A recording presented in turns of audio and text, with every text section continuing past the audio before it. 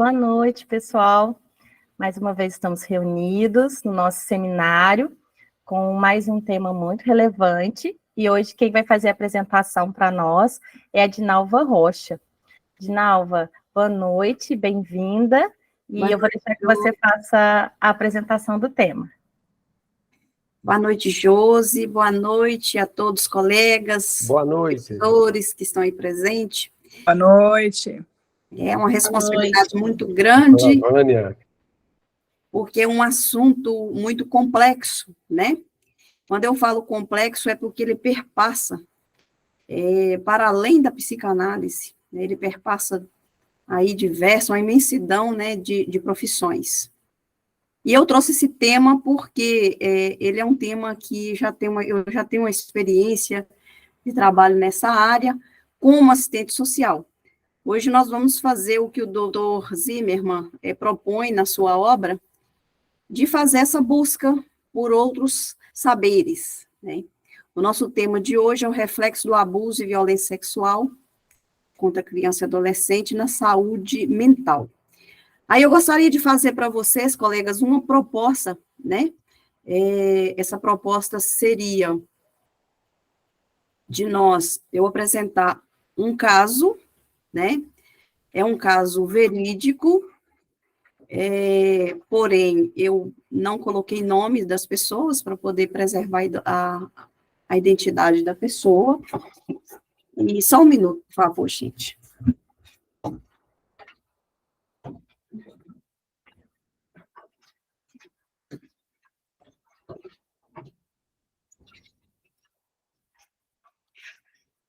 Tinha um gato perturbando a ordem. Perdão. Então, a minha proposta seria eu fazer uma leitura bem pontual desse caso do Cavaleiro Errante, depois nós discorremos sobre o desenvolvimento psicossocial e estrutura psíquica, e depois partiríamos para o debate. O que vocês acham? Pode ser, pode conduzir. Ok. Então, esse caso, ele veio até mim, devido à expertise da profissão mesmo. Nós, como assistentes sociais, nós sempre, só para vocês entenderem por que eu tenho tantas informações, no caso dos professores, está se perguntando, ou demais telespectadores que vão estar assistindo, se perguntar por que uma pessoa ainda em processo de formação está com tantas informações. Dentro do âmbito da minha profissão, eu tenho também essa liberdade de fazer entrevista, né, usar alguns instrumentos que nos dão legalidade para poder fazer escuta. A gente chama de escuta, demanda escuta especializada, e por aí vai, vou mostrar adiante. Então, num primeiro momento, nesse segundo momento, eu acho que eu vou fazer o seguinte, eu vou ler a escuta do Cavaleiro Errante, depois eu volto na entrevista com a mãe. Pode ser? Então, o Cavaleiro Errante, ele disse para mim que a partir dos 5 anos de idade, ele tem lembranças, né? Ele tem lembranças a partir de 5 anos de idade. Disse para mim que brincava muito, era muito nervoso, pirraçava, quando não obtinha o que desejava, apanhava muito, até com cabo de vassoura. A mãe muito nervosa, faz xingamento com as palavras de baixo calão, até hoje. Também cometia o mesmo ato desde criança, principalmente quando estava em crise. Né? Aqui eu quero dizer que eu acho que eu não editei bem o texto, que ele cometia o mesmo ato de pirraça, e isso foi para a vida adulta. Aí nós vamos atentar mais para a questão dos abusos, né, porque é o nosso tema de hoje e o reflexo deste abuso. Entre 5 e 6 anos, iniciaram os abusos da irmã mais velha, que ele acredita que ela tinha mais ou menos 17 anos. Entre 7 e 8 anos, abuso da mãe de um coleguinha concomitante com a outra irmã. A outra irmã que tinha mais ou menos 16 anos. Nesse interim, iniciaram as automutilações, incluindo queimadura com plástico, derretimento, madeira fumegante na genitália, crise de humor, agressividade, estranheza no corpo. Ele não conseguiu contar para a mãe, pois ela não se dispunha a ouvi-lo e tinha vergonha de contar para o pai. O pai era acolhedor, a mãe castradora. Se vocês me corrijam se eu usei a expressão errada, a terminologia errada aí. Entre 10 e 13 anos, período de latência aparentemente. Ele disse que nesse período não tinha desejo sexual, não pensava em sexo de maneira alguma. Aos 13 anos, ele perdeu o pai, a mãe saiu de casa para morar com um companheiro, aí iniciaram-se as brigas, as agressões constantes com as irmãs. Dos 13 aos 17 anos, período com muita agressividade, pensamentos homicidas, experimentou a maconha, e as crises foram ficando mais fortes. 17 a 19, cessaram as crises e quando ele desenvolveu a questão da espiritualidade. Aos 19 anos, ele iniciou um relacionamento, onde ocorreu uma traição. 19 aos 28 anos, perda do emprego, retorno das crises mais intensa, uso de medicação psiquiátrica sem prescrição médica. Aos 28 anos, primeiro contato com o psicanalista, e 29 anos, consulta com o psiquiatra, terapia medicamentosa e rompimento com as análises. Eu quis ter um olhar aí da mãe, né, para saber, assim, o que ela percebeu, né, durante todo o processo de construção do filho, do construto, né, do filho. Ela disse que de 0 a 1 ano ele chorava muito, e ela acreditava que isso era devido à separação do esposo, quando ela ainda estava grávida. Disse que ela amamentou-se de 2 anos e 8 meses, deixou de amamentar por si só. De 1 a 3 anos, as irmãs que cuidavam dele, mas chorava muito quando ela saía para o trabalho e dava muito trabalho. Eu procurei usar as expressões dela. 4 a 6 anos, foi para aula, ele foi para aula com 5 anos, chorava muito, era muito mimado, aplicava castigos de palmada. Aqui ela enfatizou que os castigos dela eram moderados. Eu acredito que é por causa da minha posição como assistente social, né? Ela ficou constrangida. O pai sempre foi presente, e ele aparentava gostar mais do pai do que dela. Ela disse que ela corrigia e o pai passava a mão. 6 anos até a adolescência não deu trabalho, puberdade não deu trabalho, adulto, ele é apegado a ela.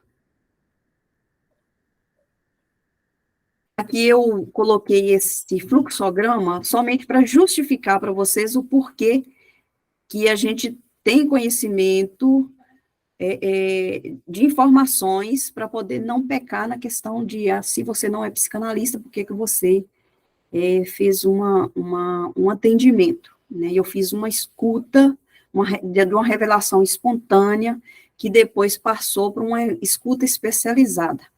Esse fluxograma é um fluxograma de violência contra criança e adolescente, mas essas expertises, esses instrumentais, a gente utiliza em todas as escutas, né? Só para justificar para vocês o porquê que eu tenho tantas informações do caso.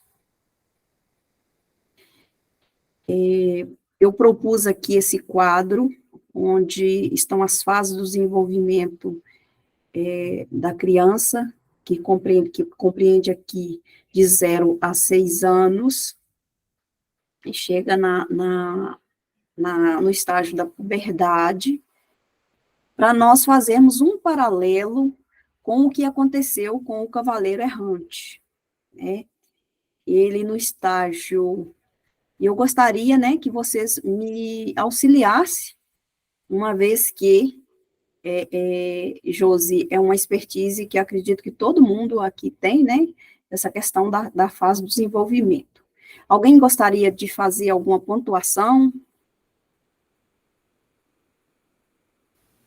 De novo, você pode ir seguindo, e aí no final da apresentação, a gente abre, se alguém quiser complementar, quiser acrescentar alguma coisa, tá bom? Ok. Então tá, vamos lá. Aqui, né, é em Freud, né, essas fases de desenvolvimento é em Freud, onde vou fazer o paralelo, como eu disse para vocês, de 0 a 1 ano, a gente entendeu que ele teve todo um cuidado da mãe, pelo que a mãe relatou, que ela teve todo um cuidado, mas ela enfatizou a questão de ter tido uma gravidez e um início de cuidados com o cavaleiro errante, bem perturbado, porque teve aí um rompimento de um casamento de anos, e ela brigava muito com na época, a atual companheira do ex-marido. Então, né, só para a gente entender como que foi construído a questão da estrutura psíquica do cavaleiro errante. De 2 a 3 anos, ele passou pela fase anal, né? Eu não me atentei a conversar com ela sobre isso, como que foi o desfraude, como que foi a conduta dela, mas ela, em algum momento, ela disse que foi tudo muito tranquilo, né? Ela sempre fala que foi muito tranquilo. Na questão no estágio fálico, a gente entende que aconteceram aí as violências sexuais, né? Aconteceu justamente nesse estágio, né? Quando ele já estava ali o prazer centrado nos órgãos genitais, ele passou a ser abusado, né? E de 6 anos até a puberdade, ele passou a ser uma criança agressiva, sofrendo os mesmos ataques, as mesmas investidas, e entrou 2 elementos novos, que foi a mãe do coleguinha e a outra irmã. E no estágio da puberdade, ele teve esse conflito. É como se no estágio, ele trocou o estágio latente pelo estágio genital. Foi o meu entendimento. E o que isso acarreta na estrutura psíquica? Eu coloquei em Freud e em Lacan, né, porque são os dois psicanalistas que nós mais estudamos, né, onde há o construto da personalidade da pessoa. Em Freud, a gente percebe que tem o id, o ego, o superego, e aí está presente o recalque, né? Eu até fiz uma anotação aqui de Lacan, né? Em Lacan, há o inconsciente estruturado como linguagem. O Lacan sempre preza a questão da linguagem do real, simbólico e imaginário, centrado na figura da mãe. E nessa relação, ao meu ver, né, essa pessoa, ela teve laços frouxos, né, ela construiu aí laços frouxos, pensando na questão da mãe do seio bom e o seio mau, que talvez ele tenha sentido desprotegido. Aqui eu coloquei a metodologia, só para justificar, e a questão da bibliografia, que eu li sobre o Zimmermann, e a minha formação como apresentação, e é isto. Agora, pontuando, eu vou voltar aqui para a tela, onde a gente vai poder conversar. Quando, né, eu fiz essa leitura para poder a gente, nesse momento, poder discorrer o que realmente, o que de fato, né, qual o adulto que eu encontrei, né? O adulto que eu encontrei, um adulto com crises de ansiedade, aparentemente de ansiedade, onde ele tinha pensamentos, antes da ansiedade atacar, tinha pensamentos delirantes, e depois se tornava agressivo e sentia dores no corpo. E foi onde que eu entendi que aquilo ali não era para mim enquanto assistente social. Foi quando eu fiz o encaminhamento, vocês podem ver que lá eu coloquei as metodologias aplicadas, né, que eu fiz a escuta, e depois eu fiz o encaminhamento, né, passei esse encaminhamento para uma psicanalista que passou a atendê-lo. No início, ele tentava contar para mim como que estava sendo o desenvolvimento. Foi onde que eu até fiz um exercício com ele, disse para ele que eu estava autorizando ele a transferir para a psicanalista dele, uma vez que eu não poderia fazer isso. Um adulto que passou a tomar medicação, fazer uso da terapia medicamentosa, mas a todo momento a gente percebe o sofrimento de estar lutando contra o que está ali latente, né, no inconsciente dele. O que Freud diz, aquela pulsão, né, aquela energia, o dasdim, a coisa, que eu entendo que ele tenha recalcado mais sentimentos do que ele consegue passar para a psicanalista dele, uma vez que ele diz que não quer mais ter as sessões de análise, porque ele não consegue nem lembrar de tanta raiva que ele tem da psicanalista. Eu acredito que isso aconteceu devido à psicanalista estava chegando ali no cerne, né? No cerne, e ele resolveu afastar. O que eu gostaria de pontuar é o sofrimento. Eu trouxe um recorte, mas gostaria de pontuar para vocês o sofrimento que é acolher uma criança, um adolescente, um adulto que foi vítima de violência.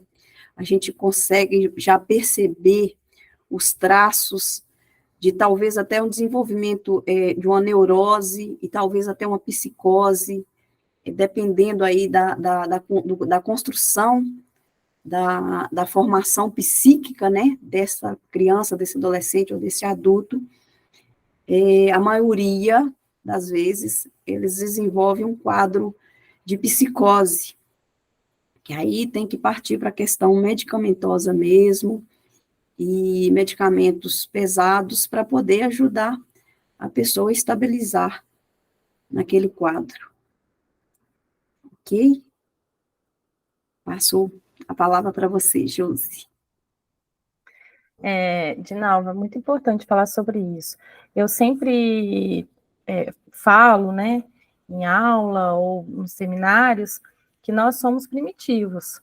Então, nós vamos armazenando tudo aquilo que foi aprendido no início e a gente vai levando isso para a vida adulta. Então, quando vai fazendo as análises, a gente vai vendo que tem muitas questões interligadas lá nas fases iniciais. E nesse caso, né, nesse contexto, teve alguns traumas, teve algumas questões ali que foram acontecendo e que ficam como questões primitivas. Como aprender a amar, quando que foi a parte que conhece o corpo, né, o que acontecia em cada desenvolvimento. E é uma pena que a análise não continuou, né, porque seria importante que ele tivesse dado seguimento à análise, até mesmo para descobrir mesmo a origem e a trabalhar. Porque eu falo assim, ó, aquilo que o paciente traz de imediato para a sessão é o que sai barato para ele, é o que está no consciente ali. A gente precisa ver o que está por trás. E quando há casos de abuso na infância, a gente também precisa ter um cuidado de ver o que é fantasia e o que é realidade.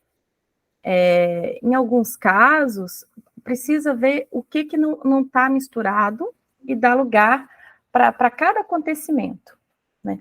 Eu não sei se mais alguém quer pontuar alguma coisa, se quer participar. tinha um microfone que estava aberto, na hora que eu estava falando, eu fechei. Mas se alguém tiver alguma coisa para pontuar, pode pontuar, que vai ser bem-vindo.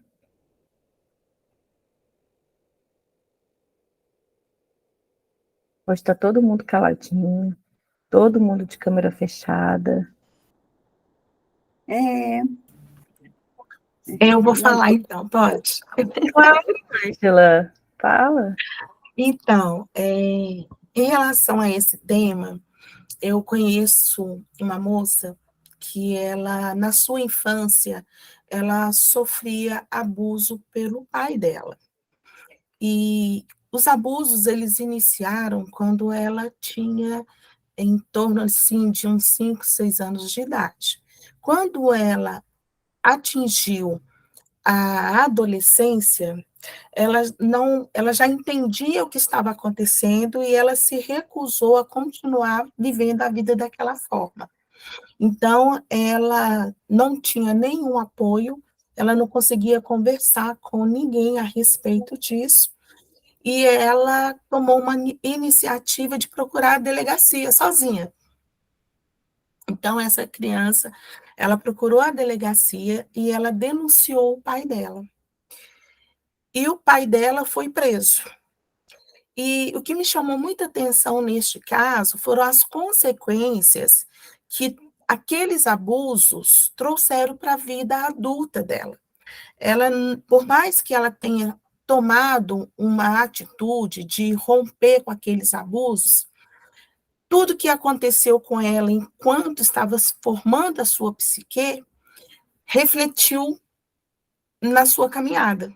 Então, ela se tornou uma pessoa com medo, uma pessoa antissocial, uma pessoa insegura e que não conseguia se envolver emocionalmente com outras pessoas e nem ter um relacionamento saudável, porque o medo a atormentava o tempo todo.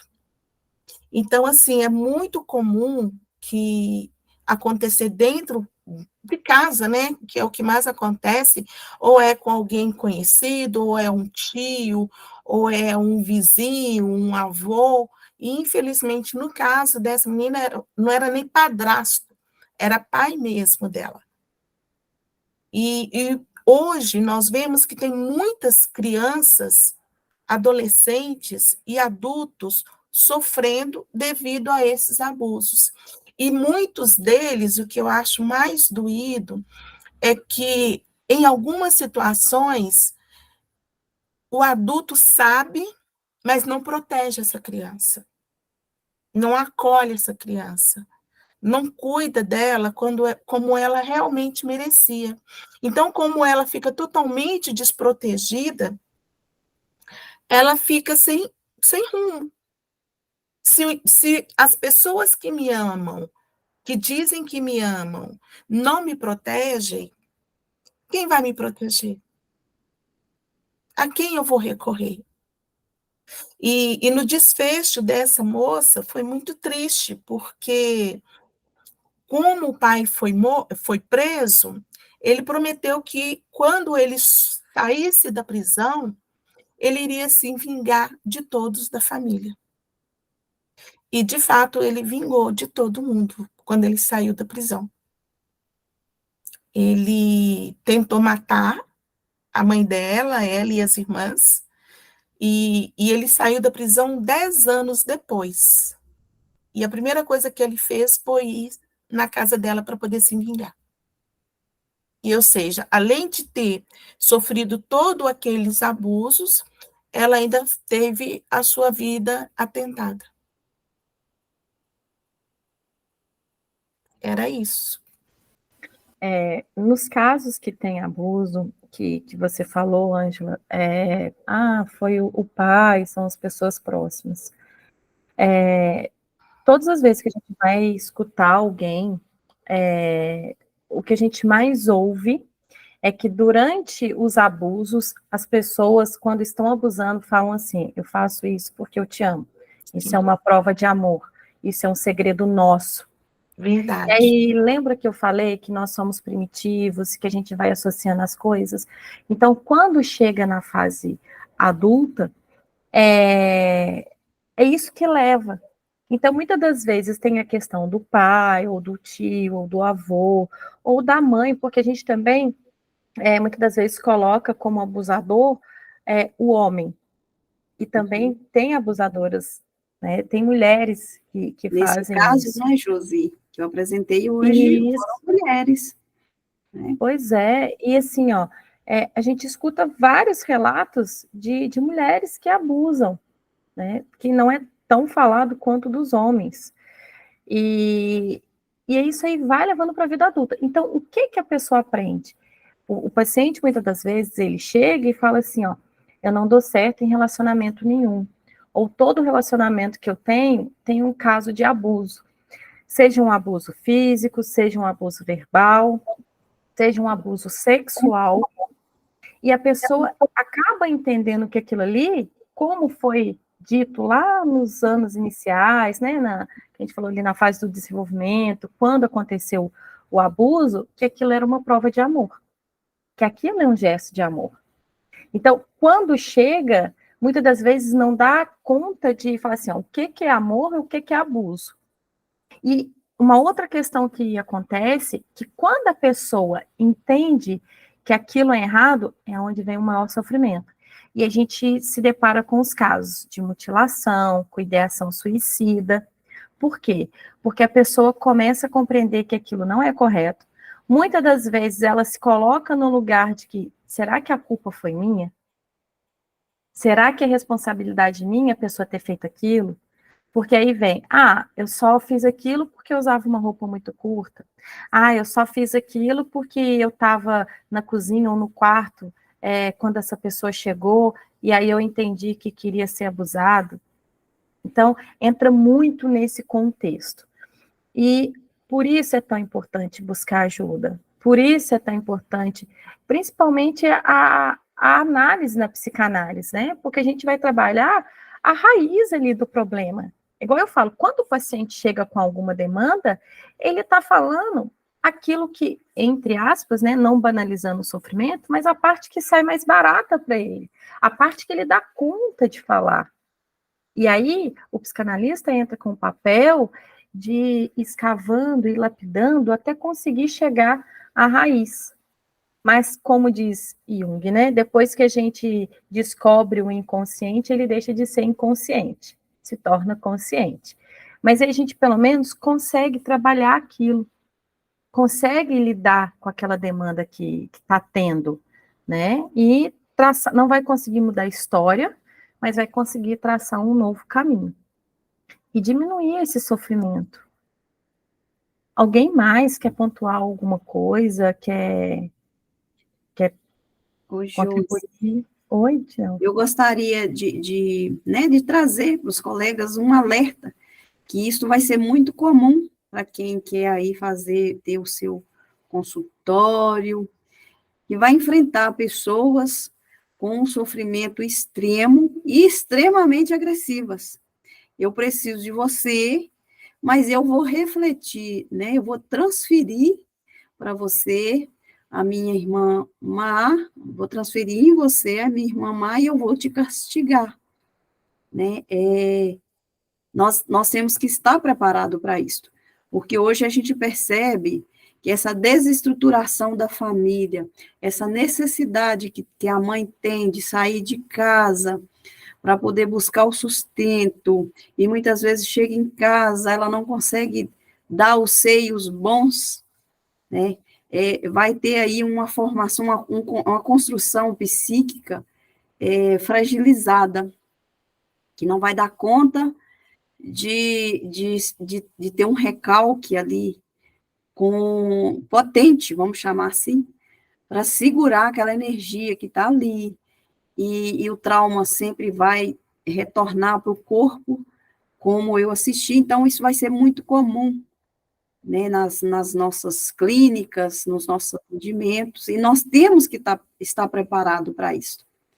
Vamos buscar tratar isso em diversos conhecimentos, embrenhar aí na psiquiatria, no serviço social, que está ali na linha de frente, talvez até terapia familiar, e aí é isto, né? Eu trouxe esse tema porque foi por causa desse tema, abuso sexual contra criança e adolescente, o reflexo desse abuso é que me fez buscar uma nova profissão, porque eu percebi o seguinte, como técnico da política da assistente social lá na ponta, e muitas questões eu não compreendia, e o senso comum, ele traz para a gente umas questões que muitas vezes, por mais que a gente estude, por mais que a gente se debruce em cima das teorias, eles trazem para a gente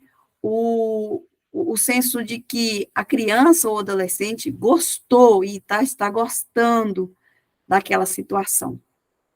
E isto, não que eu concordasse com eles, mas isso me deixava sem ação, quando eu falava assim, peraí, eu tenho um conhecimento X que eu não conheço, que eu não compreendo, e que eu preciso buscar para saber por que essa criança aceita, né? E no decorrer do curso, eu vou entendendo que aí há uma relação de poder. Há aí, do outro lado, um adulto, talvez com psicose, perverso, né? E por aí vai. É para a gente estar preparado mesmo no nosso dia a dia, quando nós nos depararmos com essa situação, e nós vamos nos deparar todos os dias, que este foi, a princípio, Freud levou, né, por esse lado, que sempre uma pessoa tinha histeria, uma mulher tinha histeria, porque ela tinha sido abusada, mas isso hoje não é via de regras, né? Mas nós vamos ter comumente nos nossos consultórios essas pessoas com esse sofrimento, e é muito sofrimento. Eu tenho certeza que a doutora Vânia já atendeu, eu convivo com psicólogos que já atenderam, e eles relatam para a gente o sofrimento que é atender uma pessoa com reflexo, né, do abuso sexual.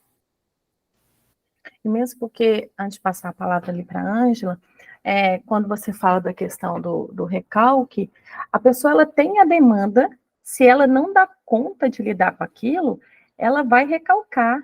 E aí vai ficar aquela energia, uma querendo subir, a outra empurrando para que não suba, e vai sair de alguma forma.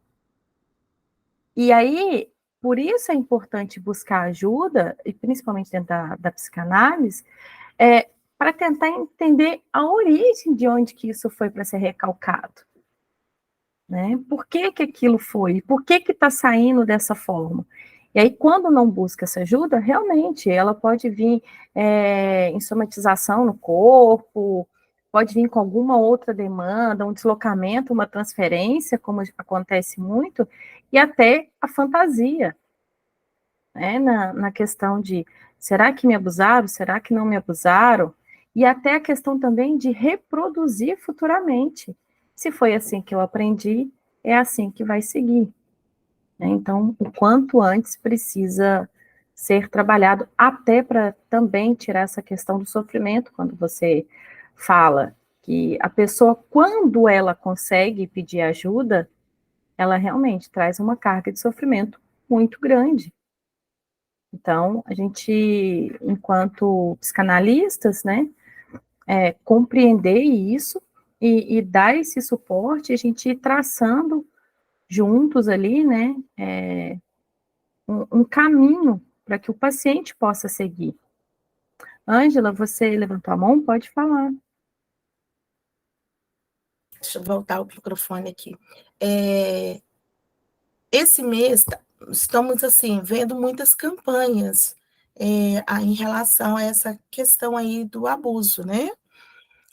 E uma coisa que me chamou muita atenção, porque há um tempo atrás, eu também tinha entendimento de que seria em determinadas classes sociais que esses abusos eles aconteciam.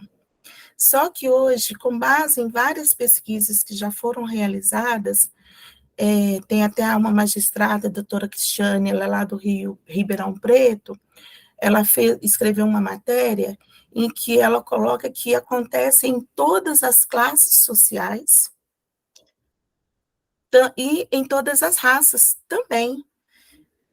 Hoje, nós vemos aí o caso, por exemplo, dos ribeirinhos, como as crianças são abusadas, coisas que a gente, como, gente, lá no Ribeirinho, sabe? Então, a pessoa hoje não tem barreiras mais para poder dizer é preto, é branco, é pobre, não tem mais isso.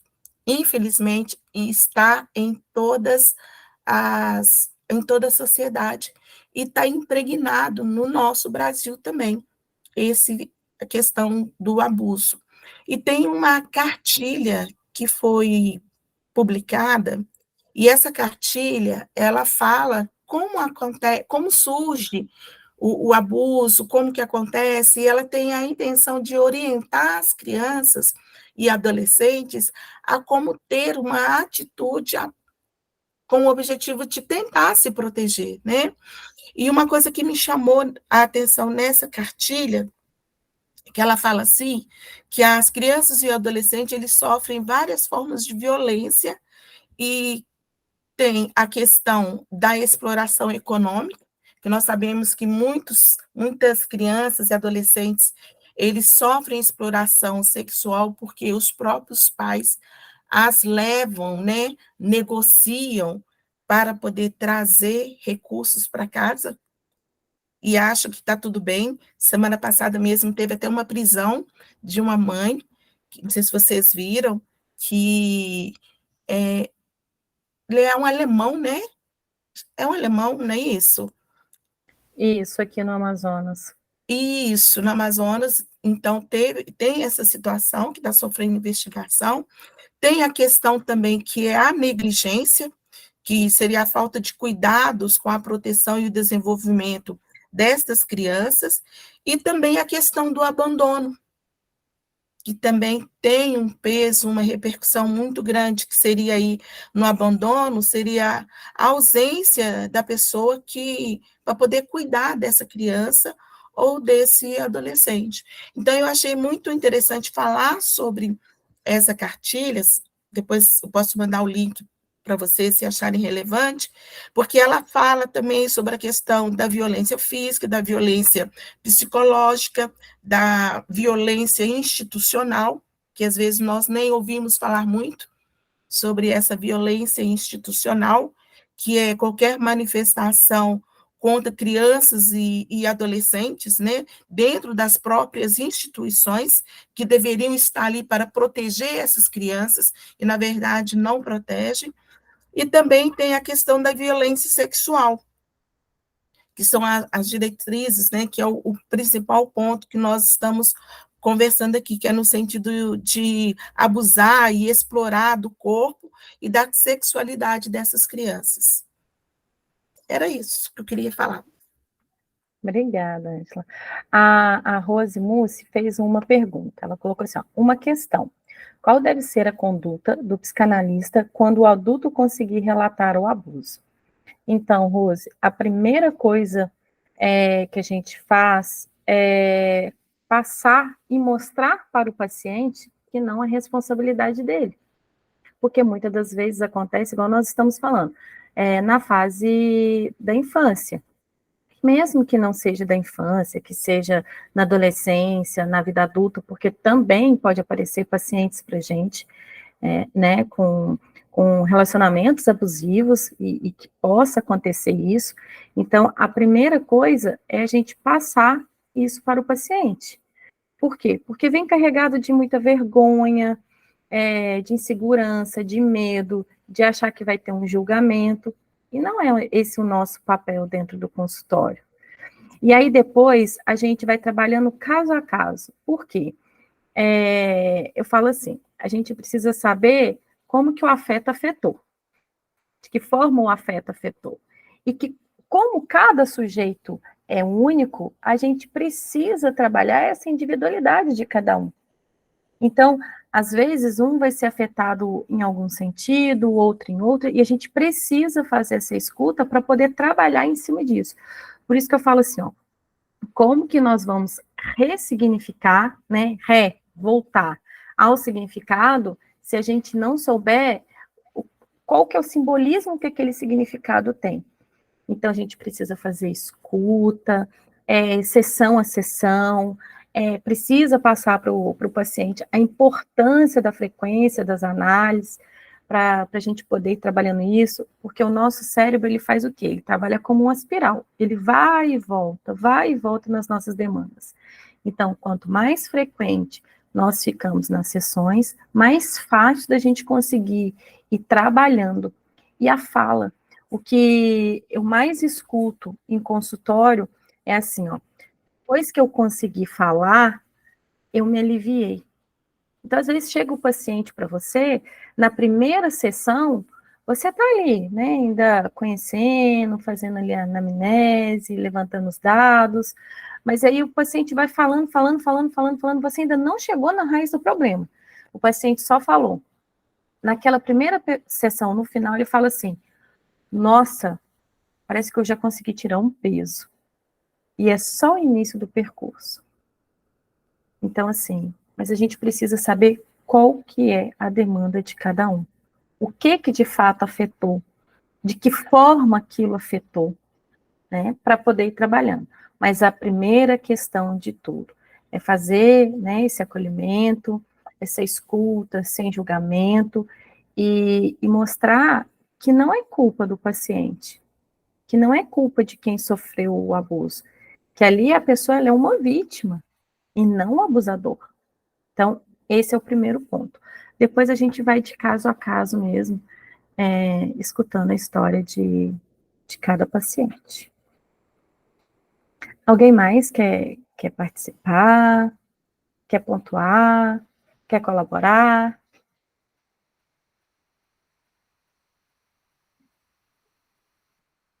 Dinal, você quer falar mais alguma coisa antes da gente finalizar? Josi, eu entendo que esse assunto é um assunto bem velado, né? É velado. Até para nós mesmos, mesmo que estamos dentro da psicanálise, muitos não ousam a falar algo, porque realmente entrar no, como o Freud disse no livro Interpretação de Sonhos, é entrar no inferno, né? E atravessar o Azeroth, que é aquele, ele faz alusão ao Hades. E quando, gostaria também de pontuar que quando o psicanalista, eu pude observar o cavaleiro errante, quando o psicanalista vai escavando e vai aproximando da raiz do cerne do trauma, a pessoa aparentemente tem uma piora no quadro. Então, aparentemente, ele regride, aparentemente, parece que não está adiantando nada. Então, é só para fazer essa pontuação. E é um inferno mesmo, tá? É um inferno, porque a pessoa, quando descobre que aquilo ali não era uma brincadeira, que aquilo ali não era uma proteção, que aquilo ali não era amor, ela começa também a ter um entendimento do que é o mundo lá fora, o superego começa a mostrar para ele algumas regras, ele começa a somatizar como? No corpo, muitas vezes essa questão da ansiedade, do desequilíbrio, e por aí vai. É isso que eu gostaria de pontuar.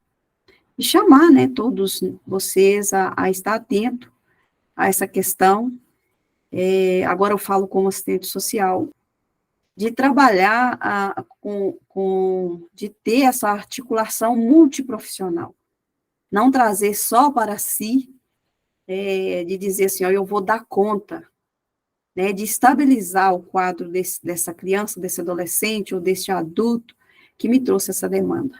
Eu tenho que trabalhar, fazer um trabalho em conjunto, um trabalho multiprofissional, tá? Eu deixo para vocês, né, o meu carinho, o meu abraço, o meu agradecimento, por me dar essa oportunidade de estar aqui, trazendo um tema bem timidamente, né, nesse primeiro momento, não sou acostumada com as redes sociais, de trabalhar isto virtualmente, mas tudo é um desafio e a gente tem que aceitar o desafio. Obrigada a todos. Principalmente por ser, igual você falou, né, Dinalva, um assunto velado ainda, que ainda vem carregado de alguns tabus, mas que a gente precisa trazer, né, de conhecimento a todos. E foi igual também ressaltando o que eu falei, por isso que é tão importante a gente fazer a escuta e entender a demanda de cada um, né, entender o que se passa com cada um e como aquilo chegou, né, e quais são as consequências que estão aparecendo ali. Então, que a gente possa estar sempre falando sobre esses assuntos, mesmo que sejam velados, mesmo que ainda sejam tabus, porque quanto mais a gente trazer a consciência disso, menos gente vai estar sofrendo, né? Mais a gente vai estar abrindo portas para que as pessoas busquem essa ajuda e esse suporte.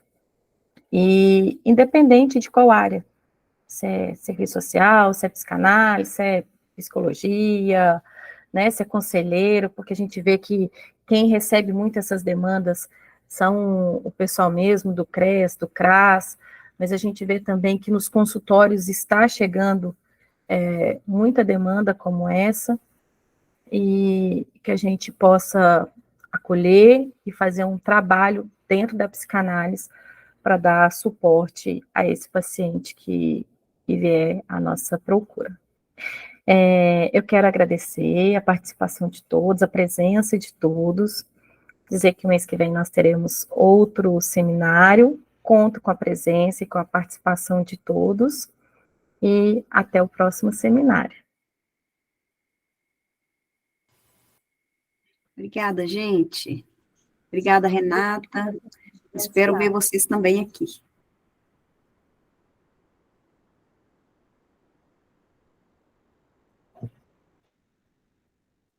Deixa eu ver se eu consegui parar aqui.